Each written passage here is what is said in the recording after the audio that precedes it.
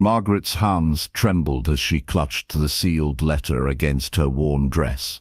Rain soaked through her thin shawl and dripped down her face, mixing with tears she refused to let fall. Her stepmother's voice still rang in her ears. "You're nothing but a burden, girl, 23 years old and unmarried. No man wants a plain thing like you." The words cut deeper than any blade. Margaret had heard them every day for 5 years, ever since her father died and left her at the mercy of his new wife. She looked up at Ashford Castle rising before her like a mountain of grey stone. The Duke of Ashford lived there alone and feared by everyone in the village. Her stepmother had thrust this letter into her hands that morning with a cruel smile. "Deliver this to the Duke himself. No servant, perhaps he'll take pity on your ugly face." Margaret's stomach twisted with shame. She walked through the village carrying that letter, and everyone stared. The baker's wife whispered to her daughter. The blacksmith shook his head. They all knew what she was, the unwanted stepdaughter. The burden, the girl too plain and too poor for any decent man. Margaret kept her eyes down and her back straight. She had learned long ago not to cry where others could see. Her father had taught her to be strong. She held on to that memory like a candle in the dark. He had loved her once. Someone had loved her, even if she couldn't remember what that felt like anymore. Margaret's life had become a series of small cruelties and large humiliations.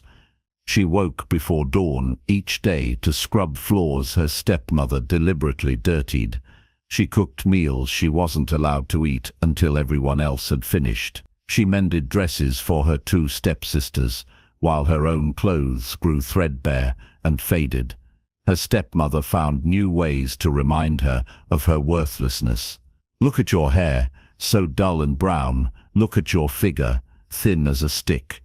Look at your hands, rough as a servant's." Margaret scrubbed those hands raw every night, but they never seemed clean enough. The village had once known her as Thomas Crawford's beloved daughter. Now they saw her as the unwanted burden in Widow Crawford's house. She had no dowry. Her father's modest estate had gone to his wife, and his wife gave Margaret nothing but hard work and harsh words. The young men who had once smiled at her now looked away. Their mothers told them Margaret Crawford was beneath their notice. A girl with nothing to offer, a girl growing old without prospects. Margaret felt herself disappearing a little more each day, but something inside her refused to break completely. When she walked through the garden behind the house, she still noticed how beautiful the roses were. When she fed the kitchen cat, she still felt warmth at its purring. When she read her father's old books late at night by candlelight, she still felt her mind come alive with stories and ideas. Her stepmother could take away her comfort and her dignity, but she couldn't take away the person Margaret was inside. A person who loved beauty and kindness. A person who believed that somewhere in the world, goodness still existed. The castle gates loomed before her now. Margaret's heart pounded as she rang the bell. A stern butler opened the door and looked down at her with cold eyes.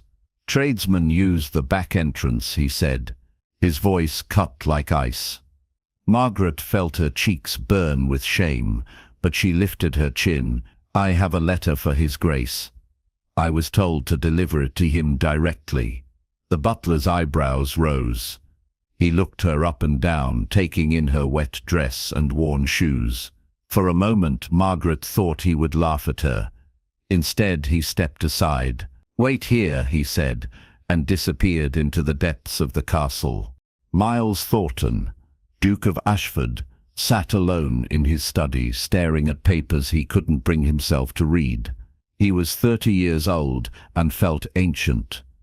The weight of his title pressed down on him like a stone. He had inherited everything at 25 when his father died. Suddenly, his mother had followed 6 months later, her heart broken by grief. Miles had loved them both deeply, and their loss had carved out something essential inside him. He had money, land, power, and respect.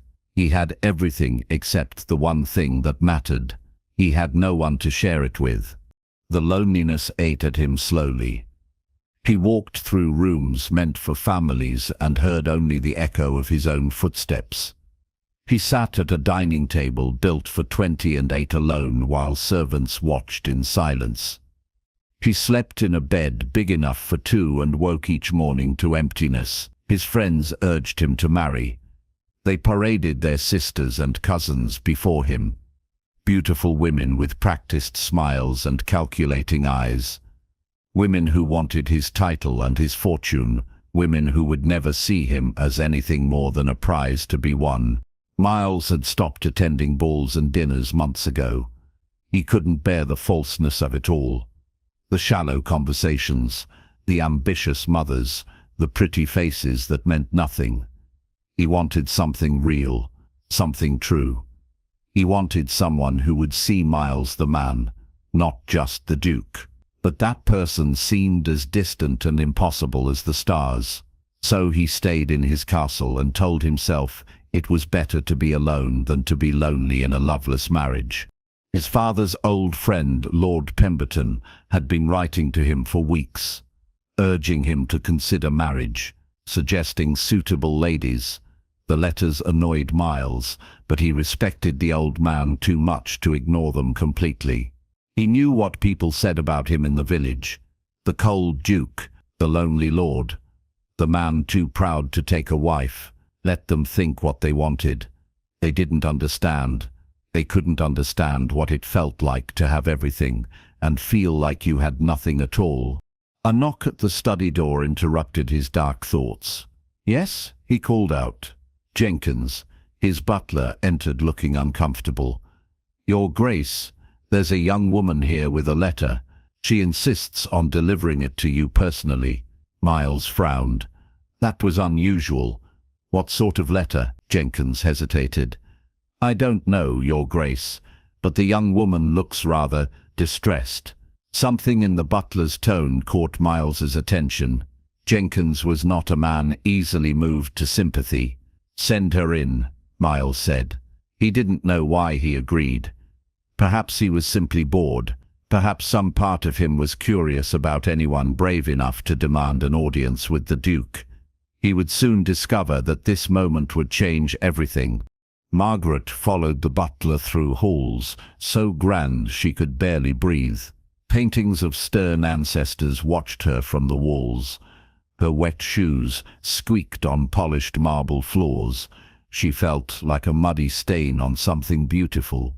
The butler stopped before a heavy wooden door and knocked. A deep voice answered from within. "Send her in." The butler opened the door and stepped aside.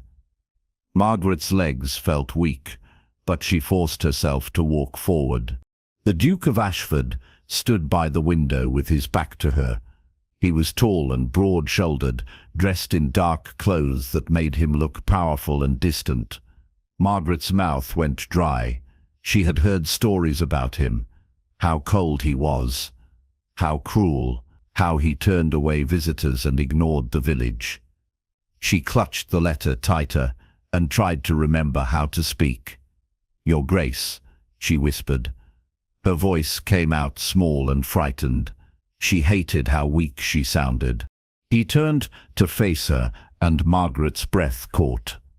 She had expected someone old or ugly, someone whose face matched the harsh stories. Instead, she saw a man with dark hair and grey eyes that looked unutterably sad. He was handsome in a stern way, with sharp features and a mouth that looked like it had forgotten how to smile. But it was his eyes that trapped her. They looked as lonely as she felt. For just a moment, she forgot to be afraid. "Who are you?" he asked. His voice was deep and careful, neither warm nor cold. Margaret dropped into an awkward curtsy. Her wet dress clung to her legs, and she nearly lost her balance. She felt her face burn with embarrassment. "Margaret Crawford, Your Grace. I was sent to deliver this letter." She held out the envelope with shaking hands. He crossed the room in 3 long strides and took it from her. His fingers brushed hers for just a second. His hands were warm and dry. Hers were cold and wet. He looked at her with those sad grey eyes. "You're soaked through," he said. "Did you walk here in the rain?" Margaret nodded, not trusting her voice. He broke the seal on the letter and read quickly. His expression didn't change, but something flickered in his eyes. Surprise? Anger? She couldn't tell. He read it again, slower this time. Then he looked up at her with an intensity that made her want to step back. "Do you know what this letter says?" he asked quietly. Margaret shook her head. "No, Your Grace, I was only told to deliver it." He was quiet for a long moment. When he spoke again, his voice was strange. "This letter is from your stepmother. She offers you to me as a bride." The world tilted sideways. Margaret's vision went dark at the edges. She reached out blindly for something to steady herself, and found only air. Then strong hands caught her arms and held her upright. "Easy," the Duke said. His voice was closer now, gentler. "Breathe slowly." Margaret gasped for air and tried to understand what she'd heard. Her stepmother had offered her as a bride, like she was a horse or a piece of furniture. Humiliation crashed over her in waves. Of course, this was the final cruelty. Send the ugly, unwanted stepdaughter to the cold Duke. Let him refuse her. Let her be rejected by the one man who might have been desperate enough to take her. "I didn't know," she whispered. Tears spilled down her cheeks, and she couldn't stop them. "I'm sorry. I'm so sorry. I'll go now." She tried to pull away from his hands, but he held her firmly. Not roughly, but steadily. "Look at me," he said. Margaret forced herself to meet his eyes. She expected mockery or pity. Instead, she saw something that looked almost like understanding. "Your stepmother writes that you're 23 years old, unmarried, and a burden to her household. She suggests that I need a wife and you need a home. She proposes an arrangement beneficial to us both." He paused. "Is any of that untrue?" Margaret wanted to die. Every word was true, and every word was a dagger. "Please," she said, "just let me go." But he didn't release her. Instead, he guided her to a chair by the fireplace and pressed her gently into it. "You're shivering," he said. He crossed to the fireplace and added wood to the flames. Then he poured something from a crystal bottle into a small glass. "Drink this. It will help." He pressed the glass into her cold hands. Margaret took a small sip and coughed. "Brandy." It burned going down but spread warmth through her chest. The Duke pulled another chair close to hers and sat down. He leaned forward with his elbows on his knees and studied her face. Margaret wanted to hide, but had nowhere to go. "I'm going to ask you something," he said quietly, "and I want you to answer honestly. Can you do that?" Margaret nodded, though she had no idea what he would ask. "Do you want to marry me?" His grey eyes held hers steadily. Margaret's mind raced. What kind of question was that? Want. What did wanting have to do with anything? But he had asked for honesty. She took a shaky breath. "I don't know you, Your Grace." "That's not an answer," he said, but his voice wasn't harsh. "Let me ask differently. If you go home today, what happens to you?" Margaret looked down at her hands gripping the brandy glass. What happened? More years of cruelty, more nights crying herself to sleep, more days of being told she was worthless. Growing older and more desperate until even her stepmother's house was closed to her, the workhouse perhaps, or worse. She looked back at the Duke and saw that he already knew the answer. "If you stay here," he continued carefully, "you would be my wife. You would be the Duchess of Ashford. You would have comfort and safety and respect. I would ask nothing from you except your presence." He paused. "I'm not a warm man. I don't know how to be. But I give you my word that I would never be cruel to you." Margaret stared at him. This couldn't be real. Dukes didn't marry penniless stepdaughters. Handsome lords didn't offer kindness to plain, unwanted girls. "Why?" she whispered. "Why would you do this?" He stood and walked back to the window. Rain streaked down the glass behind him. "I need a wife," he said quietly. "Society demands it. My advisors insist on it. But I can't bear the thought of marrying someone who wants only my title." He turned to look at her. "You came here not knowing what was in that letter. You offered yourself to humiliation without even knowing it. That takes a kind of courage." He paused. "And when I told you what the letter said, you didn't calculate or scheme. You just wanted to run away. That tells me you're honest. I value honesty more than beauty or breeding, or anything else society prizes." Margaret couldn't breathe properly. This man, this powerful duke, was offering her a life beyond her darkest dreams. But something in his voice made her brave. "You're lonely," she said softly. His eyes snapped to hers. Startled, for a moment she thought she had offended him. Then his expression softened into something that might have been the beginning of a smile. "Yes," he said simply. "I'm very lonely." "Are you?" Margaret felt tears well up again. "Yes," she whispered. They looked at each other across the study, two lonely people recognizing something familiar in each other's eyes. "I'm making you an offer," the Duke said. "Stay here and marry me. You'll be safe and cared for. I won't expect love or anything you're not willing to give. We'll simply be two people sharing a home, companions perhaps in time." He crossed to his desk and pulled out paper and ink. "I'll write a settlement that ensures you're provided for always, even if something happens to me. You'll have your own money, your own freedom within these walls." He began writing quickly.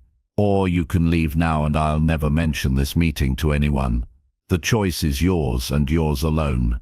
Margaret's hands shook as she set down the brandy glass. Her whole life hung in the balance of this moment. Behind her was everything she knew. The cruelty and the pain, yes, but also the familiar, the world she understood. Before her was a stranger, offering kindness. But what if it was a trick? What if he turned cruel once they were married? What if she traded one prison for another? She looked at his bent head as he wrote, the way his shoulders curved slightly forward, the tension in his jaw. He looked as scared as she felt, and suddenly she understood something important. He was taking a risk too, trusting a stranger, hoping for companionship, vulnerable in his own way. "I'll stay," she said. The words came out stronger than she expected. The Duke's hand stilled on the paper. He looked up at her with those sad grey eyes. "Are you certain?" he asked. Margaret thought of the empty years behind her, and the possible warmth ahead. "Yes, Your Grace," she said. "I'm certain." He nodded slowly. Something that might have been relief crossed his face. "My name is Miles," he said quietly. "You should probably know your husband's name." Margaret felt a strange flutter in her chest. "Miles," she repeated. It felt foreign and intimate on her tongue. He stood and came toward her. "We'll be married tomorrow," he said. "Is that too soon?" Margaret almost laughed. Too soon? She had nowhere to go and no reason to wait. "Tomorrow is fine," she said. Miles reached out his hand. Margaret looked at it for a moment, then placed her smaller hand in his. His grip was warm and firm. "I promise you won't regret this," he said. His voice held such earnest conviction that Margaret felt something crack open inside her chest. Maybe this was madness. Maybe she would regret everything. But standing in this study, with the rain falling outside and the fire crackling beside her, holding the hand of a lonely duke who had shown her more kindness in an hour than she'd known in years, Margaret felt something she hadn't felt in a very long time. She felt hope. The next day passed in a blur of activity that left Margaret dizzy. Miles had sent for the village vicar and gathered his household staff into the castle's small chapel. Margaret stood in a borrowed dress that actually fit her properly, feeling like she was watching someone else's life. The housekeeper, Mrs. Davies, had been shocked into silence when Miles explained the situation, but she recovered quickly and took Margaret under her wing with surprising warmth. "His Grace is a good man," she whispered, while helping Margaret prepare. "Lonely as a stone, but good. You'll see." The ceremony was brief and simple. Margaret spoke her vows in a voice that shook only a little. Miles spoke his in a steady tone that gave nothing away. When the vicar pronounced them husband and wife, Miles bent and kissed her forehead gently. It was the first time any man had kissed her for any reason. Margaret felt her face flame red, but there was something sweet in the gesture, something that made her think this might truly be all right. The wedding breakfast was awkward. Miles sat at one end of the long table and Margaret at the other, with empty chairs stretching between them. They ate in near silence, while servants came and went. Margaret kept stealing glances at her husband. The word felt impossible in her mind. He caught her looking once and something that might have been a smile touched his lips. "We'll have to learn how to talk to each other," he said. His voice echoed slightly in the big room. Margaret nodded. "Yes, Your Grace." He frowned slightly. "Miles," he corrected. "Please call me Miles." She tried it again. "Yes, Miles."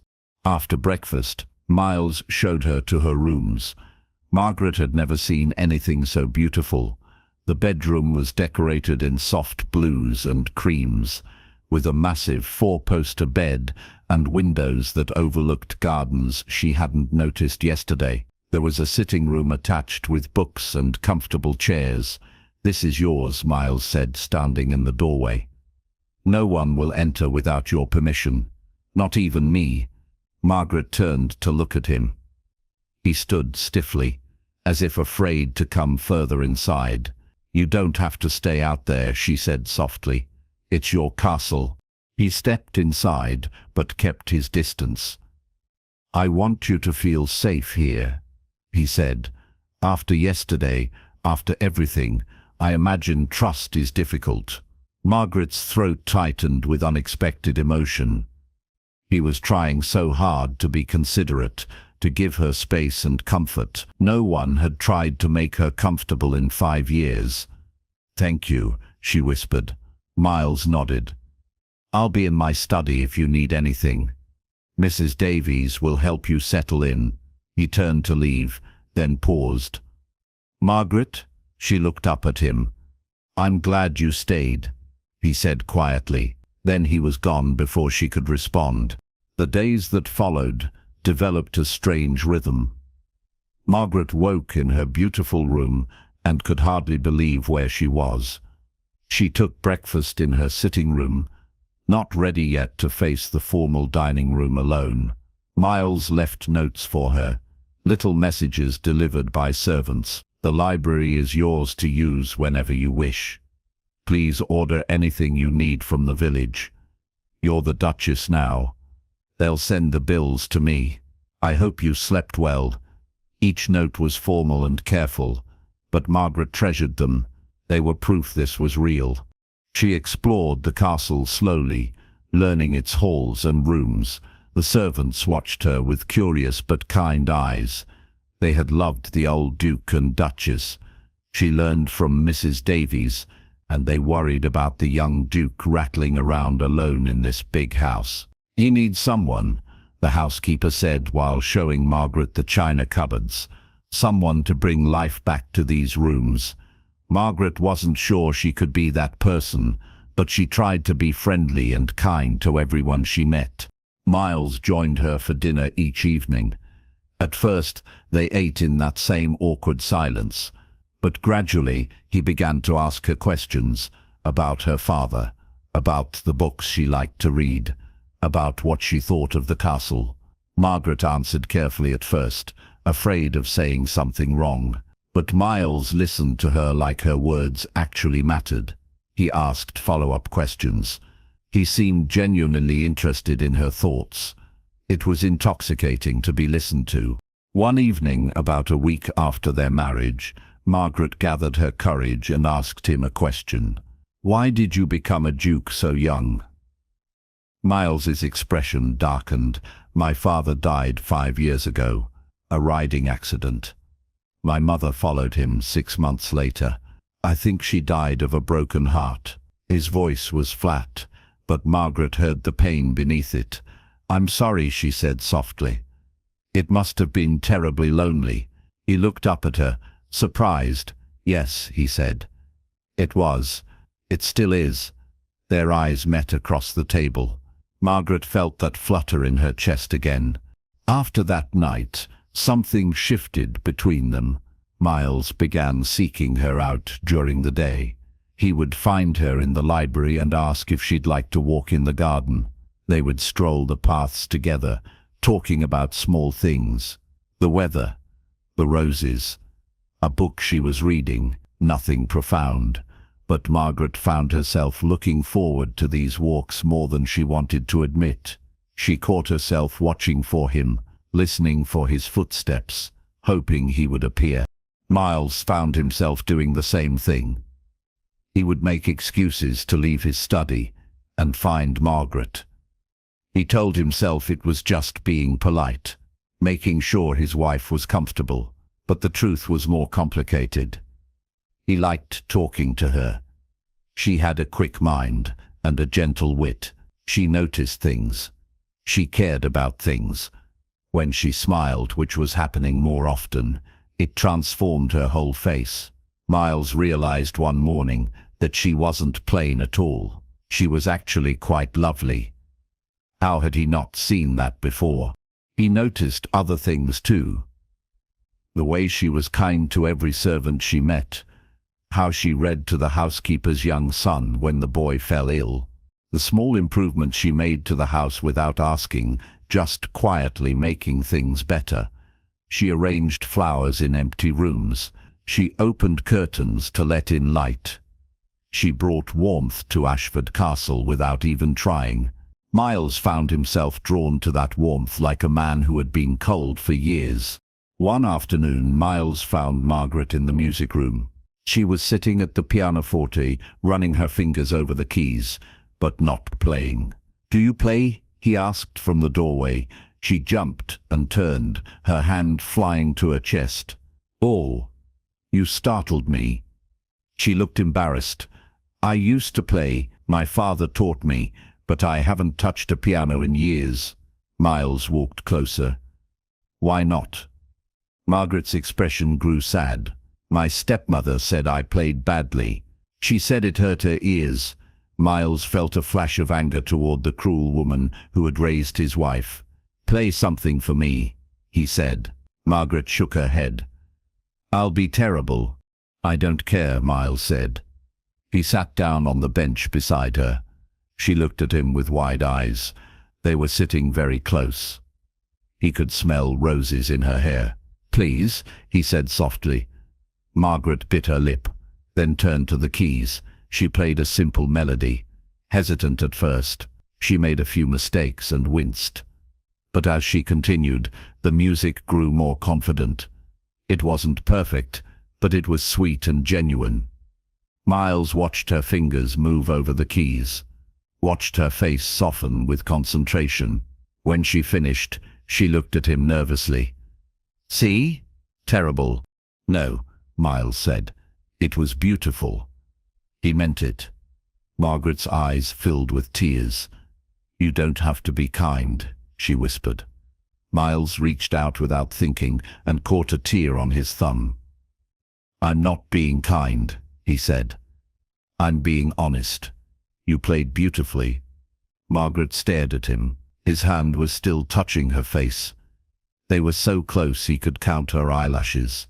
Something electric seemed to hum in the air between them.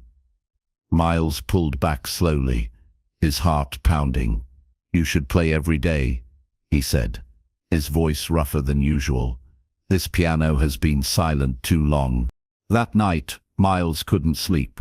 He lay in his bed and thought about Margaret sitting beside him on that bench. The way her hair caught the afternoon light, the softness of her skin under his thumb, the trust in her eyes when she looked at him. He was falling for his wife. The realization hit him like a physical blow. This was supposed to be an arrangement, a practical solution to both their problems, but somewhere along the way it had become something more, at least for him. Did she feel it too, or was he alone in this growing attachment? Margaret was having similar thoughts in her own room down the hall. She traced her fingers over her cheek, where Miles had touched her. Her heart had nearly stopped in that moment. She had wanted him to kiss her. The thought shocked her. She had married him for safety, not for love. But something was growing inside her that felt dangerously like love. The way he listened to her, the way he smiled when he thought she wasn't looking, the way he seemed to care about her happiness. Was this what love felt like? This terrifying, wonderful ache. The next morning, Miles was different. More attentive, he held doors for her. He pulled out her chair at breakfast. He found excuses to touch her hand or her shoulder. Margaret felt like she was burning up from the inside. Every brush of his fingers sent sparks through her. She caught Mrs. Davies smiling knowingly. The servants had noticed the change between them. The castle itself seemed to notice. Rooms that had felt cold and empty now felt warm and alive. One evening, Miles asked Margaret to walk with him in the gardens after dinner. The sun was setting, painting the sky in shades of gold and pink. They walked side by side, closer than they used to walk.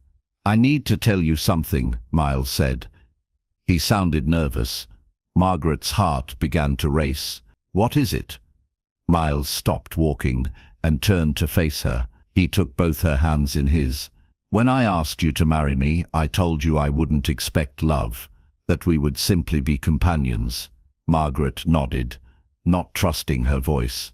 "I was wrong," Miles said, "or rather I was a fool." Margaret's breath caught. Miles's grey eyes were intense on hers. "I've fallen in love with you, Margaret," he said. His voice was low and earnest. "I don't know when it happened. Perhaps the first day when you looked at me and saw my loneliness. Perhaps yesterday when you played the piano. Perhaps every day in between. But I'm in love with my wife, and I needed you to know." Margaret felt tears spill down her cheeks. "Miles," she whispered. "I'm not asking for anything," he continued quickly. "If you don't feel the same way, we can continue as we have been. I just couldn't keep it inside anymore." "You fool," Margaret said. Miles's face fell. She rushed on before he could misunderstand. "I love you too. I've been in love with you for days and days. I was just too scared to say it." Joy transformed his face. He looked younger suddenly, happier. "Truly?" he asked. Margaret laughed through her tears. "Truly." Miles pulled her close and wrapped his arms around her. Margaret melted into his embrace. She could hear his heart pounding against her ear. "I was so afraid," he murmured into her hair. "So afraid I was alone in this." "You're not alone," Margaret said. "Never again." Miles pulled back just enough to look at her face. Then, slowly, carefully, he lowered his mouth to hers. The kiss was gentle and sweet, and full of promise. Margaret felt like she was coming home. When they finally pulled apart, both of them were smiling. "I love you," Miles said again, like he was testing the words. Margaret touched his face gently. "I love you too." They stood in the garden as the stars came out above them, holding each other and marveling at how everything had changed. The next few weeks were the happiest of Margaret's life. She and Miles became inseparable. They walked together every day. They ate every meal together, moving her place setting next to his so they could sit close. They talked for hours about everything and nothing. They laughed together, they held hands. Miles kissed her every chance he got, like he was making up for lost time. Margaret bloomed under his love like a flower in sunshine. She wore pretty dresses now. She styled her hair.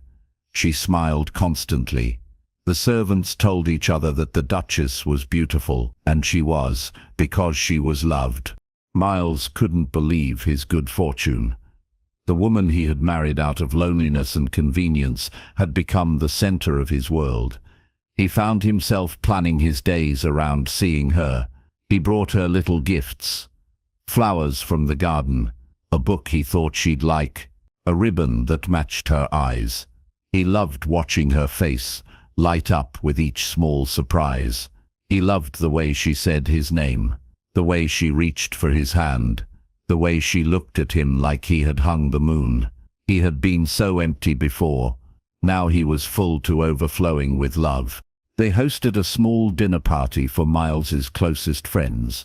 Margaret was nervous about meeting society as the new Duchess, but Miles stayed by her side all evening, his hand at her back. He introduced her with such obvious pride that she found her confidence growing.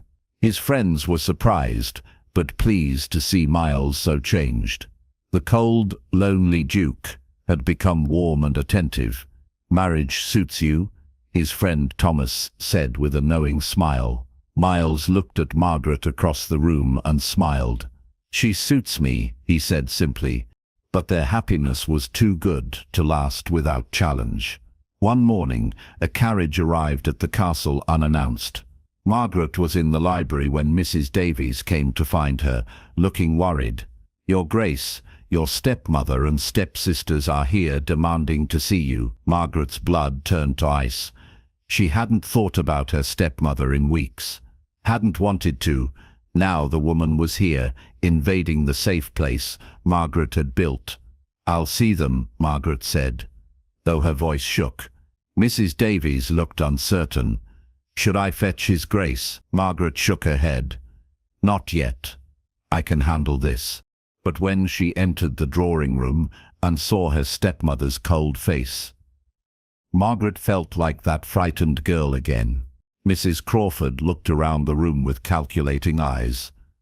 "Well," she said, "you've done quite well for yourself, haven't you, Margaret?" Her tone made it clear she didn't mean it as a compliment. Margaret's stepsisters, Anne and Beatrice, stared at her with obvious envy. The Duke's wife, Anne said. "Who would have thought?" Margaret lifted her chin. "What do you want?" she asked. Her stepmother smiled unpleasantly. "Is that any way to greet your family?" "You're not my family," Margaret said. The words came out stronger than she felt. Mrs. Crawford's eyes narrowed. "I raised you for 5 years after your father died, fed you, clothed you, and this is the thanks I get." Margaret felt old shame trying to rise up, the old voice in her head saying she was ungrateful, worthless. But a newer, stronger voice pushed back.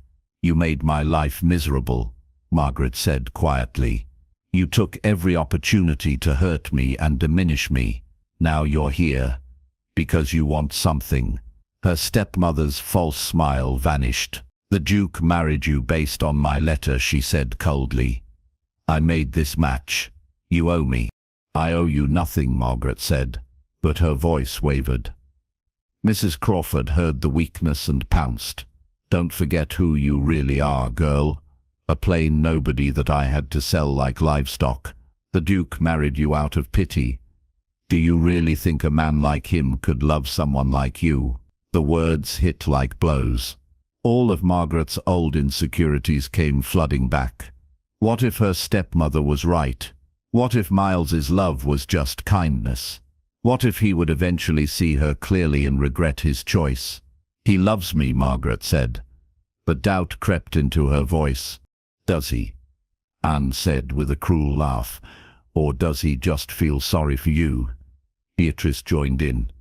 "Everyone knows you trapped him, delivering that letter, crying and playing the victim. You manipulated him." Margaret felt tears burning in her eyes. "That's not true," she whispered. But the seeds of doubt had been planted. Mrs. Crawford stood and moved closer. "Here's what you're going to do," she said.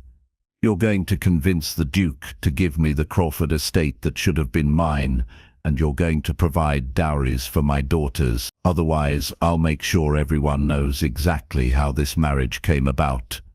How desperate you were. How pathetic." "No," Margaret said, but her voice was small. Mrs. Crawford leaned in close. "You'll do it," she hissed, "because deep down you know I'm right. You know you don't deserve him, and you're terrified he'll realize it." Margaret wanted to argue, to defend herself, but the old wounds were too deep, the old voices too loud. Maybe she didn't deserve Miles. Maybe this had all been too good to be true. Maybe she should run before he realized his mistake. Miles finished his meeting with his land steward and went to find Margaret. He wanted to tell her about a surprise he was planning, a trip to London so she could see the city and pick out anything she wanted. New dresses, new books, whatever made her happy. He loved spoiling her, loved seeing her jewelry. He was smiling as he walked toward the drawing room, where Mrs. Davies said Margaret had visitors. Then he heard raised voices. One voice he recognized. The others were unfamiliar and harsh. He opened the door and took in the scene instantly. 3 women standing over Margaret, who looked small and frightened. The women turned to look at him. One of them, an older woman with a hard face, smiled falsely. "Your Grace," she said, dropping into an exaggerated curtsy, "I'm Mrs. Crawford, your wife's stepmother." Miles looked past her to Margaret.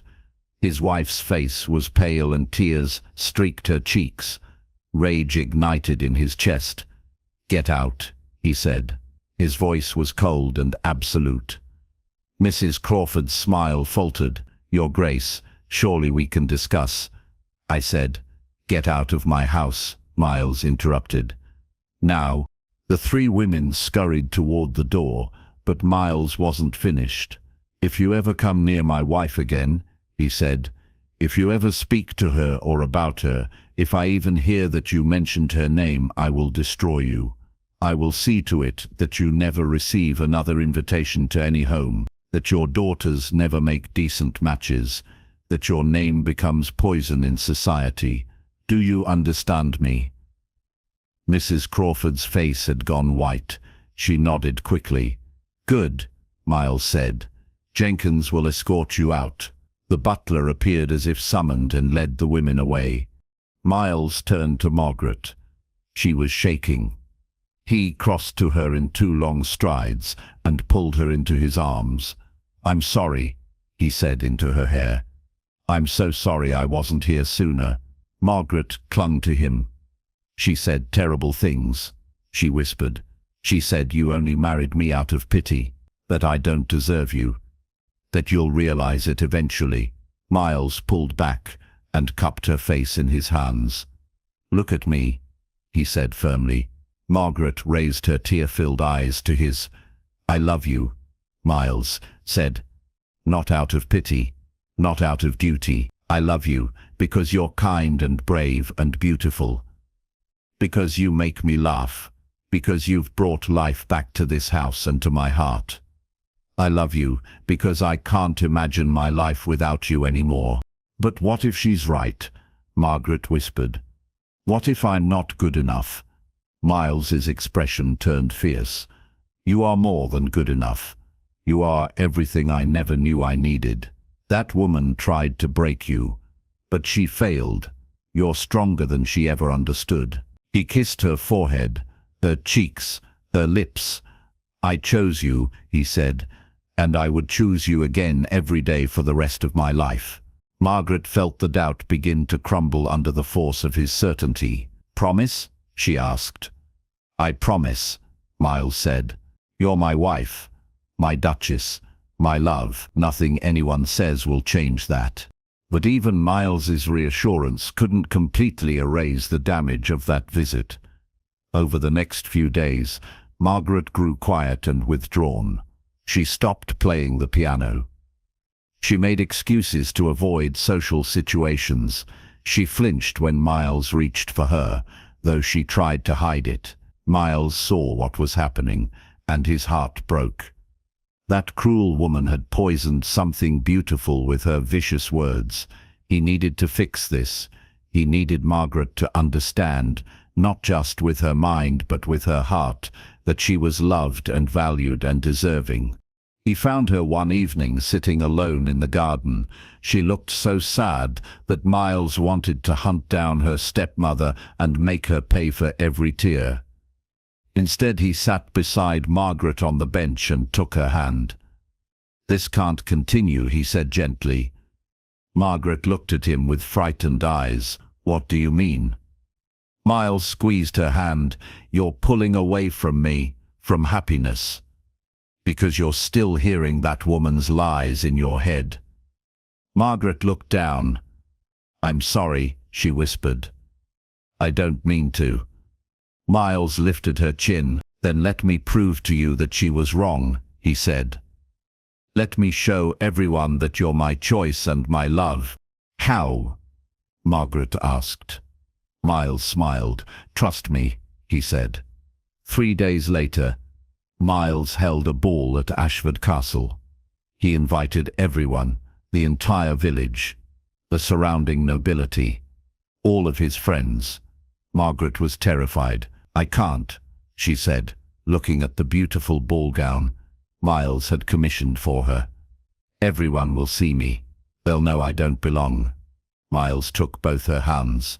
"They'll see my wife," he said, "the woman I love, the Duchess of Ashford, and they'll see that I'm the luckiest man in England." Margaret wanted to believe him. She let Miles's valet and Mrs. Davies help her prepare. When she looked in the mirror, she barely recognized herself. The dress was pale blue and fit perfectly.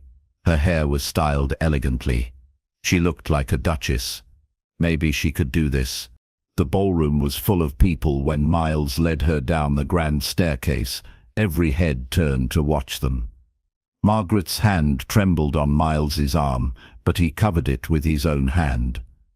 "Breathe," he whispered. They reached the bottom of the stairs and Miles raised his voice. "Thank you all for coming tonight," he said. The crowd quieted. "I wanted to celebrate with all of you, to introduce you properly to my wife Margaret, the Duchess of Ashford."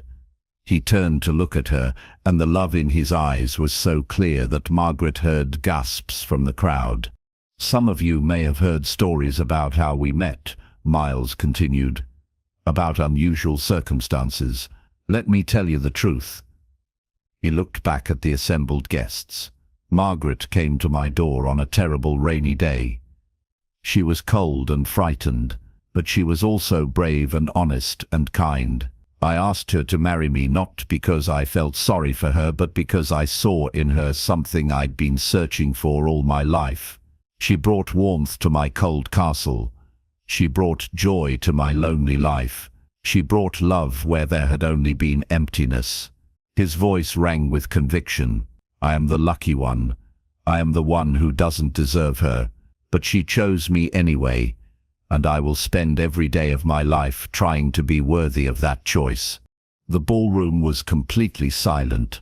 Miles turned back to Margaret and went down on one knee. She gasped. "Margaret," he said, loud enough for everyone to hear, "I asked you to marry me once out of loneliness. Let me ask you again now, out of love. Will you be my wife, my partner, my love, for all the days of our lives?" Tears streamed down Margaret's face. "Yes," she said. "Yes, always yes." Miles stood and pulled her into his arms. He kissed her in front of everyone, and the ballroom erupted in applause and cheers. As they danced together later, Margaret felt like she was floating. Everyone had congratulated them. People who had ignored her in the village now treated her with respect and warmth.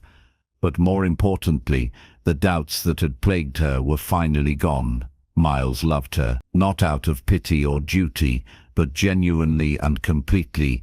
She could see it in his eyes, feel it in his touch, hear it in his voice. She was worthy of love. She was enough. She was exactly where she belonged. The seasons turned, and Margaret and Miles built a life together that surpassed both their dreams. They filled the castle with laughter and love. Margaret played the piano every day, and Miles would stop whatever he was doing to listen. They rode together through the countryside. They read books aloud to each other by the fire. They hosted dinners and parties. They made friends. They were happy in a deep, complete way that neither had imagined possible. One spring morning, Margaret woke feeling strange. Miles noticed immediately. "Are you all right?" he asked, concern creasing his brow. Margaret smiled mysteriously. "I think," she said slowly, "that we should probably prepare one of the nursery rooms." Miles stared at her. Understanding dawned slowly. "Do you mean?" Margaret nodded. "We're going to have a baby." Miles let out a shout of pure joy and swept her into his arms, then immediately set her down gently, as if she might break. "Careful," Margaret laughed. "I'm fine. We're fine." Miles touched her face with such tenderness. "A baby," he said wonderingly. "Our baby." Margaret leaned into his touch. "Our family." The baby arrived 9 months later, a daughter with her mother's kind eyes and her father's determination. They named her Eleanor, after Miles's mother. Margaret held her daughter and marveled at how much life could change. A year ago she had been a frightened girl delivering a letter in the rain. Now she was a duchess, a wife, a mother, and most importantly she was loved beyond measure. Miles sat beside her, his arm around her shoulders, looking at their daughter with awe. "Thank you," he whispered. Margaret looked at him questioningly. "For coming to my castle that day," he said. "For staying, for loving me, for giving me this life." Margaret kissed him softly. "Thank you for seeing me," she said, "for choosing me, for teaching me that I was always worthy of love." They sat together as the sun set outside the window, their daughter sleeping peacefully between them. Two people who had been lonely and broken had found each other and built something beautiful. They had taken an arrangement born of desperation and transformed it into a love story that would last their whole lives long. The years that followed were full and rich. Eleanor grew into a happy, confident girl. 2 more children followed, a son and another daughter. The castle rang with the sound of children's laughter. Margaret became known throughout the county for her kindness and charity. Miles became warmer and more engaged with society, his love for his family evident to all. And every year on the anniversary of the day they met, Miles and Margaret would walk through the garden together and remember the rainy afternoon that changed everything. They would hold hands and marvel at how sometimes the worst moments lead to the best outcomes, how love can bloom in the most unexpected places, how 2 lonely souls can find each other and create something more beautiful than either could have imagined alone. Margaret would look at her husband and remember the sad man by the window who offered her safety and unexpectedly gave her love. Miles would look at his wife and remember the frightened girl who delivered a letter and stayed to deliver his heart from loneliness. Their love story became something of a legend in the village and beyond. The poor girl who became a duchess, the cold duke who learned to love, the marriage that began as an arrangement and became a great romance. Young people would hear the story and dream of their own unexpected happy endings. And Miles and Margaret would smile and tell anyone who asked that sometimes the best things in life are the ones we never planned for. Sometimes going to deliver a letter to a castle means returning as someone's beloved. Sometimes love finds us when we're not even looking for it. If this story touched your heart, please take a moment to like this video and subscribe to our channel for more heartwarming historical romances. Share it with someone who needs to believe in unexpected love and second chances, because we all deserve to find our own happy ending. Remember, you are worthy of love. You are more than the harsh words spoken over you. And somewhere out there, your own story of transformation and joy is waiting to begin.